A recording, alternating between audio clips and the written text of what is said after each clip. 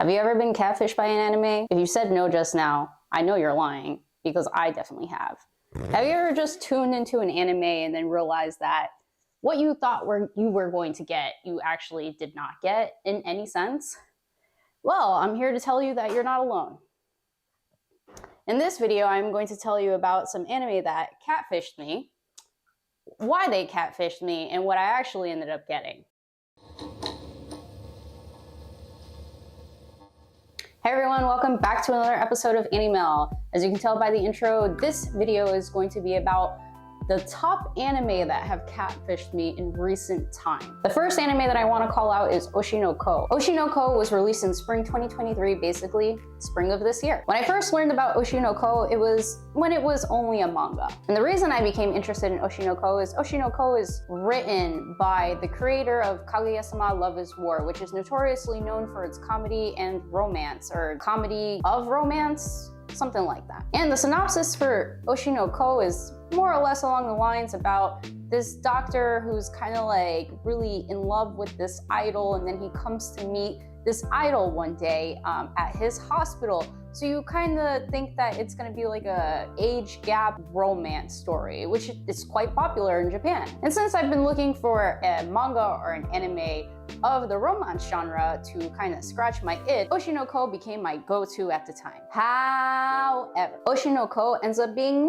nothing of the sort though. Oshi No Ko starts off as what you may think will end up evolving into a romance between the idol, who is pregnant, Ai, and the doctor, Goro. But he ends up dying in the very first episode, or even the first chapter. And Goro, the doctor who was supposed to deliver Ai's babies, ends up being reincarnated as one of her kids. Flash forward a few years, and not only did Goro die, but Ai ends up dying later on in the story. So this all happens within either the first chapter or just the first episode of Oshi No Ko. The story ends up evolving into Aqua, who is driven by revenge to find the person who has killed his mother and essentially the idol that he used to love in his previous life, and in doing so enters the entertainment industry as a means of finding the person who killed his mother, Ai. But along with this kind of being like a murder mystery type of anime, they don't spend the entire time emphasizing on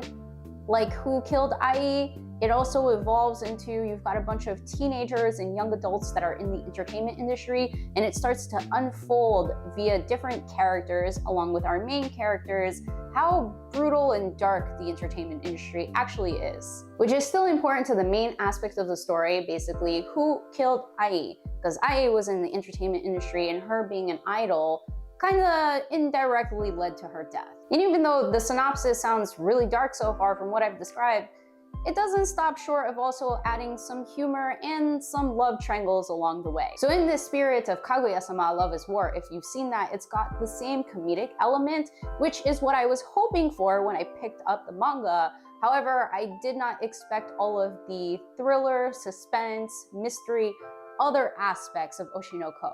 So I went in to read Oshi No Ko expecting a romance, and you know what? I didn't really get much of the sort, because even though there's a love triangle in Oshi No Ko, it's not a pivotal aspect in the storyline. What I did get was Kaguya-sama humor, thank you very much, and a lot of suspense, thriller, and drama, which, you know, I'm cool with. It's actually a really riveting story, so if you haven't watched Oshi No Ko yet, I highly recommend that you push that up on your to-watch list, like near the top, and start watching that today. If you've seen or heard of this next anime, then you should know or kind of get a sense that this anime is a huge catfish. Kotaro lives alone. The title on its own is very strange, even by anime standards. It's about Kotaro, our main character, and he basically lives alone in an apartment building. Usually anime like this seem to give an indication that it's probably like a slice of life, or maybe on the side of like a wholesome anime. And in the initial few episodes, it's kind of goofy and quirky because you've got this kid Kotaro who's very adultish, and it's kind of humorous, and he tries to interact with his neighbors in a very adult manner, and they're all like, who the f is this kid, and why is he acting like this? Shouldn't he be acting more like a child? And even though he still has like his childhood mannerisms, he's so serious about them. So it makes it even more funny. So at some point I was just like, oh, you know, this is a good anime to like kind of pass the time, something that will give me some giggles, I'll laugh a bit, and then we'll move on, right? No. Kotaro Lives Alone is actually quite full with a lot of tragic stuff and very upsetting and sad moments. As it turns out, we learned that Kotaro lives alone for one main reason. And that is that his mom has passed away and his dad is abusive, and he kind of is hiding away from his dad through an agency that is funneling money to him through his mother's will, like whatever money his mom had left. That is how Kotaro is surviving alone in that apartment. But as you can imagine, Kotaro, who is a 4-year-old boy, if I haven't mentioned it, he feels quite lonely. With the relationship that Kotaro is building with his neighbors, he finds it hard at times when they do offer help for Kotaro for him to accept it, because he's kind of taken on the burden of taking care of himself since he's been thrusted into adult life way too young. But his neighbors come to his aid anyway and is there for him even when he doesn't ask for help or he says that he doesn't need or want help. Ends up unpacking some of the most simple things in life and how beautiful they are, both in a happy way and a sad way. So overall, I thought I was gonna get something goofy, funny, and happy from Kotaro Lives Alone, but I ended up getting a very wholesome, complex slice of life anime through Kotaro Lives Alone, and honestly, some gratefulness too. Wonder Egg Priority is another anime that greatly catfished me. Based on the trailers, I thought I was about to get another slice of life anime, but maybe more on the dramatic side with a bunch of high school girls. There seemed to be sad moments and there seemed to be happy moments that would be coming out of this anime. The tragic feeling when I realized that definitely was not it, that this definitely was not slice of life with the ups and downs and the wholesome ending. Nope, you don't get that while watching Wonder Egg Priority. Now what I'm about to say serves as a warning as well. What you do find out about Wonder Egg Priority is that it's full of shonen type of action,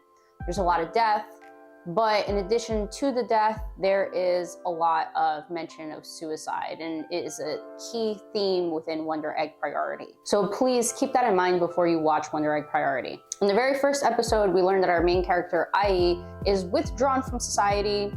She doesn't go outside, she doesn't go to school, she doesn't go anywhere. Her best friend from high school, unfortunately, lost her life to bullying. Riddled with guilt for not being there for her best friend, she stays home now. However, Ai decides to go out one night, discovers this egg and other beings, and I think in the next day or so, or that night specifically, ends up in a dream-like state or a dream world. And in this world, she's kind of given a proposition. There are other girls in this world that are being chased by monstrous figures that resemble their traumas that also led them to losing their lives. It is up to Ai and now her new friends that are likewise doing the same thing to save these girls from these monstrous-like figures, and as a reward of doing so, they will bring their friends back to life. It's a really short original series that ends in a cliffhanger-ish kind of way, so we don't know if there will be a season 2 or not, but if it ended, I'd say it ended well. But from what I thought I was going to get, which was slice of life, a little happy and sad, it was actually quite a lot more sad, a lot of tragedy, and a lot of thriller horror aspects to Wonder Egg Priority. And this last one comes way of a fall 2023 anime that is currently airing right now at the time of filming. Undead Unluck's trailer was not captivating to me at all. The reason I'm watching Undead Unluck is due to a lot of word of mouth. A lot of people have told me that Undead Unluck is really great and very unique and has fantastic fight scenes. And whether it is the trailer or the first few episodes, both the trailer and the first few episodes are very deceiving because you get the aspect that it's going to be a really fun shonen anime. The aspects of nudity and the etchiness and the overly touching without consent. And because of that, I have now traumatized my husband in watching it. But then you get the sense that, oh, this anime is kind of creepy because you've got concerning aspects like not getting consent from a woman to touch her body, and a lot of etchiness where they have to block out Andy's member. Let's just say that. And I've got to say that within the first 3 episodes, I was really ready to drop it. However, I stuck it through, and by surprise, by about episode 5 or 6 is the latest episode at the time of filming this video, I'm like quite excited to see what comes because the excessive touching has stopped to some extent, thank God, and the etchiness and nudity have also stopped, thank God. And it is now developing into the action-intense anime that I heard this was going to be about. In addition to that, it's starting to reveal the unique aspects of what makes Undead Unluck really popular amongst manga readers. The whole aspect of Undead Unluck is that you've got two characters, which is Fuko, who has the ability of Unluck, and Andy, who has the ability of Undead. And again, at first I thought, okay, well, it seems like the whole purpose of the story is for Fuko, with her Unluck ability, to help Andy find his end with his undead ability since he's been alive for centuries. However, it quickly evolves into other things because you've got this whole group called the Union, and they're full of negators, which is the power users within the Undead Unluck universe. And their whole goal is to defeat the god of the universe. And God within the Undead Unluck universe is the person who has created all of the rules on Earth. And what do I mean by rules, or what does Undead Unluck universe mean by rules? Well, those rules are inclusive of things that you and I are very familiar with, like luck and death and spoil, like things spoiling, right? The whole idea of the Union is to complete quests that will essentially undo rules that God has placed on Earth. So imagine that the Union accomplishes all their goals. They'll essentially remove rules like death, right? And while watching this, it got me to thinking, and maybe this is really obvious, that all of the rules that God has placed on Earth within Undead Unluck also turns into a negator having an ability that negates, for lack of better words, those rules. Which I guess that's why they're called negators, for lack of better thought process here. It ends up turning into a really fun, action-packed storyline that is really unique, like one of the most unique stories that I've seen like in a really long time. So for those of you out there who is very hesitant to watch Undead Unluck, I understand. I was the same, but know that I think you're in good hands if you were to start watching now. And while there are plenty other anime out there that are susceptible to catfishing you and I, this is about as much as I can cover in one video though. If there is another anime out there that has catfished you, please drop them in the comments below. I would love to know about them because there are some anime that I avoid on purpose because it just doesn't give a good vibe, and maybe I'm wrong about it. Hopefully some of the anime on this list have piqued your interest if you haven't watched it yet, because you're also apprehensive about watching it, but they're all really great anime, I promise. Please check out some of the other videos on my channel if you enjoyed this video and share with others. However, that's gonna do it for me today. Thank you so much for joining as always. I'm Mel, the host of this channel, and I'll catch you all next time. Bye.